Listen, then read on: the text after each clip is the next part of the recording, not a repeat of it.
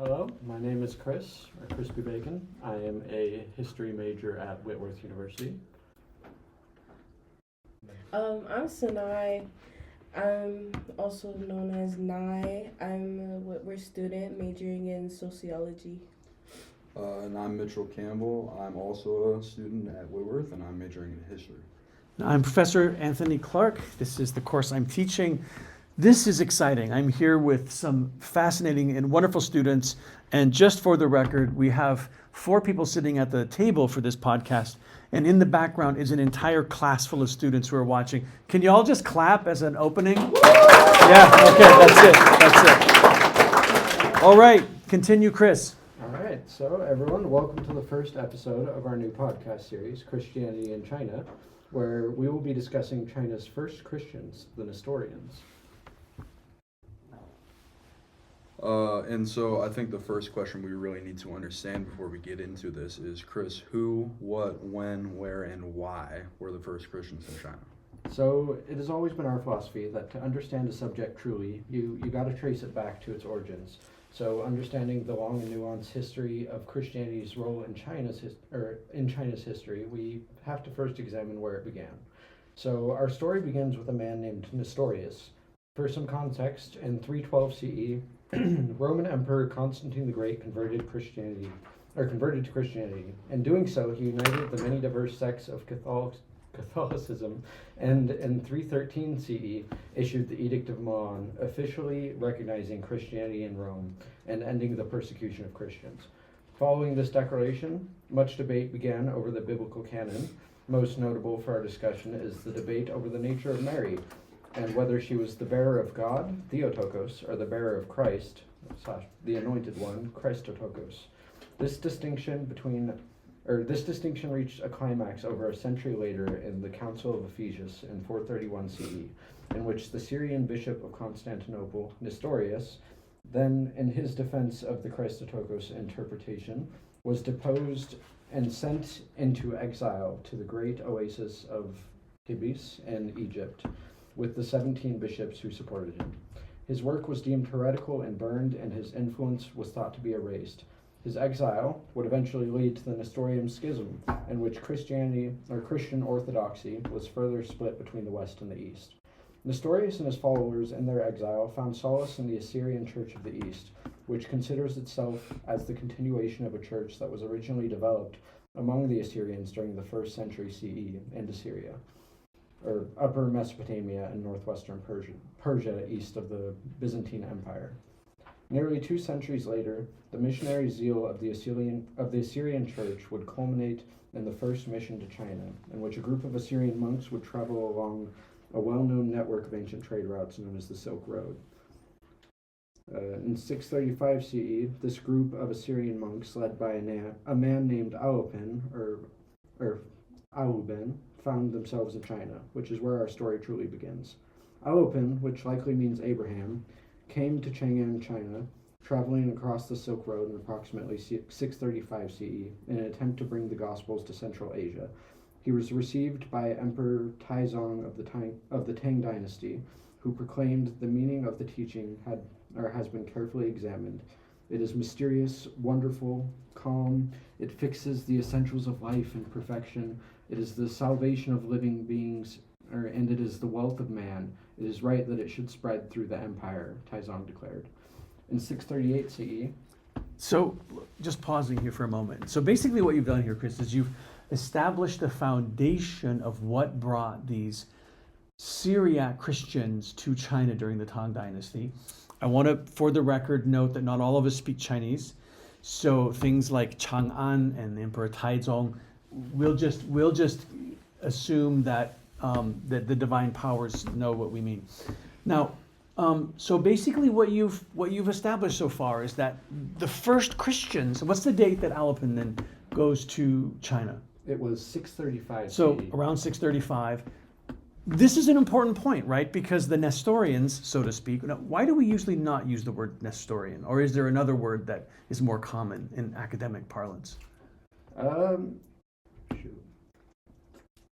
Assyrian Christianity or Church of the East, right? But Nestorians, that's become popular because they're the followers of Nestorius. The bishop, right? And what, again, just to repeat, what was the controversy that caused Nestorius to be exiled to Egypt? It was the Council of Ephesus, which was debating the nature of Mary as either the mother of Jesus as a human or the mother of God. Right. Okay, good, good. Let's just keep going from where you were. All right, well, in 638 CE, he received approval to establish a branch of the Church of the East, known in Chinese as Jingjiao, again, please forgive my horrendous pronunciation, which would mark itself as the first Nestorian monastery in China, lasting into the 10th century. These Nestorians were responsible for translating the first scriptures into Chinese and disseminating them throughout the country. The Nestorians were welcomed and accepted in the dynasty for over 200 years until they were ordered to return home in 845 CE by Emperor Wuzong, a Taoist zealot who initiated a purge of foreign religions. The Jiu Tangshu records that more than For the record, Jiu Tangshu, the old Tang history. Keep going.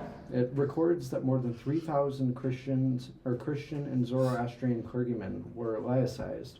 Around the year 980, the Catholicos, Patriarch of Baghdad, sent an envoy to China to investigate the status of Christianity there. It was reported that Christianity had been wiped out in China. It was because of this that most of what we know about the Nestorians comes from the Xi'an stele, or monument, that was believed to have been buried in the year 781 CE, only to be rediscovered nearly a millennium later in 623 to 625. Following the virtual disappearance of Christianity in China, Nestorianism would see little to no influence in China until centuries later, upon its return under Mongol rule and the establishment of the Yuan dynasty. However, even in its acceptance during the Tang dynasty, it saw little conversion of Chinese citizens, and the majority of its clergy consisted of Syrians. In addition, following the dynastic tradition and purge of foreign religions, the desecration of Nestorian influence was so thorough that the Nestorian monks from Najran, who in 980 had gone on a special journey to inquire into the fate of the Christian church in China, reported that in the whole of China he had met with only one Christian. Yet regardless, their lasting influence and dedicated attempts to preserve their history and influence cannot be overlooked. With that in mind, let us focus on the steles and manuscripts preserved by these early Nestorians, so we might better understand why they were so incredibly significant. Only then can we lengthen our understanding of the Nestorians' overarching influence in China. So we have a second question then. Yes, sir. And Yeah. if Sinai would like to lead us into our second topic. Thank you, Chris. Our second question is, what is the Xiang stele? Why was it buried, and why is it so important? So thank you, Chris, and thank you, Sinai, for leading me into this one. Now that we've established some background information regarding the Nestorians, we can move on to their most important yet mysterious work within China, the Nestorian stele. From what we know, the Nestorian stele, or as it is also commonly known, the Xi'an stele, is the oldest Christian monument in China's history. It precedes the churches, documents, and monuments that were derived from the Catholic and Protestant missions, revealing China's much longer and more complex history with Christianity than was previously thought. Yet to understand this history, we must first understand the Xi'an stele itself. This leads us to the first part of this question: what is the Xi'an stele? Beginning with the physical form of the stele, it stands at almost 10 feet tall, self-proclaiming that it was erected on February 4th in 781 CE, placing its creation firmly in the center of the Tang dynasty. It is made of marble, and at the very top is a Christian cross rising from a lotus blossom, a symbol of its connection to China and one of its major religions, aka Buddhism. The title at the top of the stele is translated as, quote unquote, a monument commemorating the propagation of the Daqin luminous religion in China, or as the story of the coming of the religion of light from the west to China. The term Daqin from the first translation references the eastern portion of the Roman Empire, from which the Nestorian founder Nestorius originated. Subsequently, this title reinforces that this monument is a product of the Nestorians after they spread out from Constantinople, eventually reaching China and establishing a sphere of influence there. The formation on the stele was composed by a Christian monk named Jingjing, or as he is also known, Adam. Jingjing was the son of a Nestorian priest named Yisi, who likely came to the Tang Empire after being invited by the court as part of a fighting unit to help put down the An Lushan rebellion. As the stele describes, a Chinese military officer in Taizhou, Lu Xiuyan, was a calligrapher for the stele, writing down the words as directed by Jingjing. Continuing with the text of the stele, it consists of a mixture of Chinese and Syriac. There are a total of 1,900 Chinese characters and 50 Syriac words written on the stele that are commonly thought to be arranged in 3 distinct sections: a beginning or doxological section, a middle section, and a donor/end section. The doxological section explores some of the basic tenets of Christianity: Jesus, the cross, creation, and other biblical themes. Moreover, God's power and grace are emphasized, establishing God clear as the center of the Nestorian belief and the base of understanding their cause, with the stele highlighting the importance of doctrine and praising him. However, something that is interesting to note about the stele is that the specific theology of the Nestorians is not mentioned in detail on the stele. The information in this doxological section is relatively ambiguous, exploring the basic foundational ideas of Christianity in little detail. This section may be either a basic introduction to the religion, with Jingjing hoping to slowly introduce the Chinese to this foreign idea by being so ambiguous, or its ambiguity could simply be because he wanted to explore more historical information related to the Nestorians, which the next section covers. So moving into this next section, the middle section explores the Nestorians' arrival in China and their history since arriving and establishing themselves within Chinese society. The stele describes how a delegation of Nestorians, led by, as we heard from Chris earlier, Alwipin, arrived at the Chinese capital, where they were formally greeted and escorted by the emperor. From there, the stele continues that Emperor Taizong had the Christian scriptures that they had brought with them to be translated, with him familiarizing himself with them and then issuing an edict in 638. And a quote from the edict goes, "The way does not have a common name, and the sacred does not have a common form. Alubin, the man of great virtue from the Daqin Empire, came from a far land. His message is mysterious and wonderful beyond our understanding. The message is lucid and clear. The teaching will benefit all, and they shall be practiced throughout the land." Okay, let's pause there for a second. Let's just note for a moment here that here's this stele that's drafted around 781, produced by, now who's producing the monument? The Nestorians. The Nestorians, right? And here they are quoting an emperor who's praising them and using a very Taoist, a kind of a Taoist phraseology that they have this illuminated way. And in a way, it's kind of a stele that it serves as a kind of propaganda for the Nestorian, for the Church of the East's teachings. Begins by praising the emperor and then quotes the emperor as praising them. Mm-hmm. What are the 2 languages that are on the stele again? Chinese and Syriac. Chinese and Syriac. So here we have a monument in Tang Dynasty China that includes 2 languages. One of them is the language of Syria. Okay, keep going. Yeah, so as you started to point out there, the stele is obviously a connecting object and monument between the Nestorians and Tang China. And such a message to the Chinese people regarding the boon that the Nestorians would be to their society would have granted the Nestorians great esteem due to the support from the emperor. Furthermore, the stele chronicles a pattern of expansion and growth, with perhaps 2 to 3 dozen monasteries being established in a century and a half since their arrival, becoming a more important and well-known group within China. Moreover, the stele emphasizes how since their arrival, the Nestorians have aided the Tang emperor and the court and should be relied upon by them in the future. And it further emphasizes the spiritual bond between the Nestorians and the Tang emperor by explaining how they had together, quote-unquote, repaired the imperial net, with the Tang emperor working with them to maintain the empire and the court's survival. Such an emphasis on the relationship was likely meant to support and maintain the position that the Nestorians enjoyed within China at the time, relying on this connection to the emperor to do so.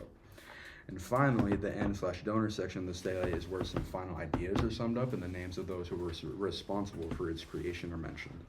Among the names in this section are Jingjing, the previously mentioned composer of the stele, and Lu Xiuyang, the stele's calligrapher. Additionally, on the left-hand edge, the names of 67 priests are written in Syriac and 61 are written in Chinese. Such a section reveals to us just how many individuals were involved, not only directly creating the stele, but in forwarding Nestorian Christianity during the time of the stele's creation. Moving on to the discovery of the stele, the stories surrounding exactly when and where it was discovered vary widely. Some say that it was unearthed during a construction project in the early 17th century. Others have posited that it was discovered by a farmer plowing his field, or even that it was found while the grave of the Xi'an governor's child was being dug. Due to such varying and competing claims, we cannot be completely sure of the exact date and location of the stele's discovery. However, there is enough commonality between the claims that a relative time frame and location can be established. Because of all this, it is most commonly thought by historians that the stele was unearthed in either 1623 or 1625 CE in either in the present-day city of Xi'an or in an area about 7.5 kilometers west of Xi'an.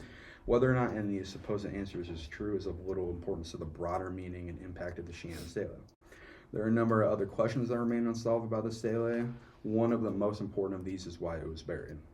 Several solutions have been proposed in hopes of answering this question, with two specific events being the most likely causes of the burial. These are a rebellion against the Tang dynasty that broke out amongst the military and direct religious persecution, mainly against the Nestorians. Focusing on the first possible reason, the leader of this rebellion against the Tang dynasty was Zhu Qi. Qi was a military general who led rebel forces in a takeover of Xi'an and deposed the emperor of China, taking the title of Qin for his dynasty and declaring himself the Da-Qin emperor. Seemingly unconnected to the Nestorians, this actually would eventually prove a problem for them, as the title of the Xi'an stele, as was previously mentioned, consists in part of the word Da-Qin, as did Zhu Qi's new name. This came into play after the rebellion was quashed and Zhu Qi was executed in 784, restoring the Tang dynasty. It has been posited that the stele was buried during this transition back to Tang rulership, as the Nestorians feared that the connection between its name and the traitorous Zhu Qi would cause the Tang emperor to erase any connections to the short-lived rebellion. Such a circumstance would be a large motivation for the Nestorians to bury the stele. If they feared that they would not only lose support from the Chinese state but become a target for erasing any connection to the rebellious Zhu Qi, they may have buried the monument to save it from the emperor's retribution. Continuing with another line of reasoning for its burial, religious persecution is perhaps the best explanation for why the Xi'an stele was buried. Although the Nestorians enjoyed a positive and mutually beneficial relationship with the Chinese government throughout their time in China, this would eventually change. There have been times of religious persecution targeting the Nestorians, such as when Empress Wu ruled in favor of the Buddhists before they decided to bury the stele, but these were relatively minded did not prompt such a defensive action. But moving on to cases such as in 1845 CE, a decree from the emperor tightened foreign control of religions, laicized many of the clergy, and granted the state the authority to ordain new clergy. This can be seen as when the emperor himself stated at the end of the edict, "We have ordered more than 2,000 men of the Nestorian and Mazdian religions to return to lay life and to cease polluting the customs of China." Such a direct attack on Christianity would have very understandably shaken their confidence in keeping monuments and written work safe. Moving on, although we have thoroughly explored what the Xi'an stele is and all the details we have thus covered regarding it, we need now to move on to why was it so important. One of the most basic things about the Xi'an stele that lends credence to its importance is that it is one of the first pieces of concrete evidence that Christianity had been in China hundreds of years earlier than was previously thought. Before the discovery of the stele, missionaries and everyone else for that matter believed that the first Christians in China were Roman Christian envoys who had come into Mongolia and then China in the 13th century. But as we have seen with the content of the stele, as Chris had talked about earlier and I had covered in this question, they were in China hundreds of years before this. However, perhaps the most important thing that the stele reveals is the relatively extensive and intimate relationship that the Nestorians had with the Tang government. This is unique, especially one compared to later missionary adventures by Catholics and Protestants who seemingly had a much harder time integrating into Chinese society and did not ever enjoy such a close relationship with the Chinese government. Some things that can lend credence to this and why the Nestorians were so successful is that Nestorian Christianity merged the characteristics of more familiar Chinese religions with Christianity, creating a new and unique form. It is reasonable to assume that this remarkable combination of Christian ideals and concepts mixed with Taoist and Buddhist terms would have made the foreign religion of Christianity much more familiar and enticing to the Chinese populace, especially when combined with the Nestorians' focus on building a relationship with the ruling class. To this day, missionaries still recognize the stele as having vindicated their efforts throughout the Christian mission in China. Throughout any persecution they faced, the stele has remained. This symbol of not only the perseverance of Christianity, but the bond it represents with the Tang dynasty encompasses what many later Christians have seen as the ideal of the missionary effort. Not only should missionaries of Christianity endure any hardships they face, but they should foster positive relationships with those that they come into contact with, such as the legacy of the stele. there is some very important points that you make here. One of the points that I think we need to underline is this idea that these early Syriac, these practitioners of Syriac Christianity, in a sense, enmesh themselves in Chinese society rather than created a dichotomy between Nestorian Christianity and the religions of China. And you mentioned this early on. You mentioned that at the very top of the stele, there was this Christian cross emerging from what? A Buddhist lotus blossom. A Buddhist lotus blossom. Then you find on the stele itself this text that describes Satan and Jesus, has a basic catechism, and it uses these words that God or Jesus set in motion the vessel of mercy by which to ascend to the bright mansions. This vessel of mercy is a direct borrowing from Buddhist terminology to describe the Bodhisattva Guanyin, who is the Bodhisattva of mercy. So you see that these Nestorians, these Christians from Syria, are combining in a way or adapting themselves or accommodating to China in ways that were very unique. Well, let's move to the next question.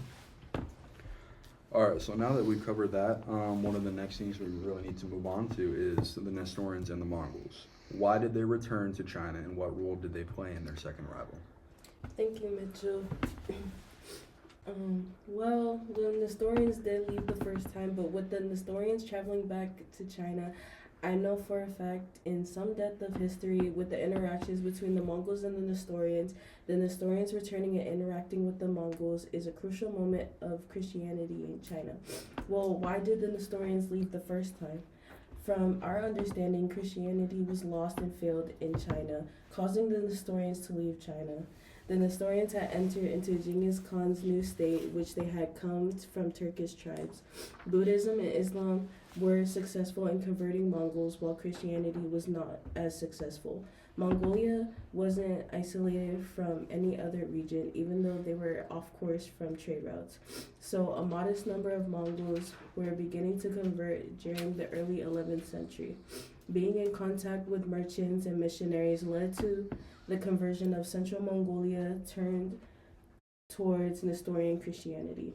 Before the rise of the empire, Mongolia was not isolated from other regions, even though it was off the major trade routes, which was also served as conduits of conversion for religions. In the early 11th century, contacts with merchants and missionaries led to the conversion of the Curate of Central Mongolia to Nestorian Christianity, more properly known as the Church of the East. In 1009 CE, the Patriarch of the Church of the East in Baghdad received a letter from Ebed Yeshu, the Metropolitan of Merv, announcing that the curate requested priests and deacons who could baptize them. The exact numbers are uncertain, but it was thought that 200,000 curates had converted to Christianity by the 12th century. Additionally, other tribes such as the Anut, the Naiman, the Mirkit, and others converted in smaller numbers.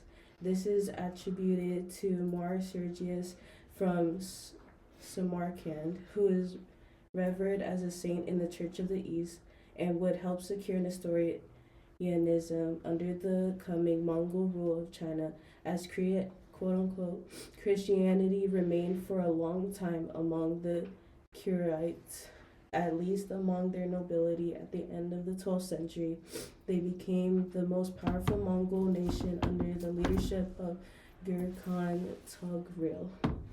Kublai Khan, the grandson of Genghis Khan and the son of the Nestorian princess, founded the Mongol Yuan dynasty in 1260 CE, took control of China entirely in 1276 CE, and displaced the previous southern Song dynasty by 1279 CE.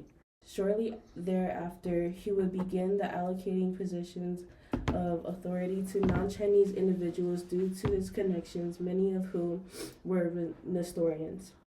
The Khan, out of his admiration for the Church of the East upon his succession, declared Buddhism, Nestorianism, and Islam should be accorded freedom of worship, provided that their leaders registered their religion with the Board of Rites.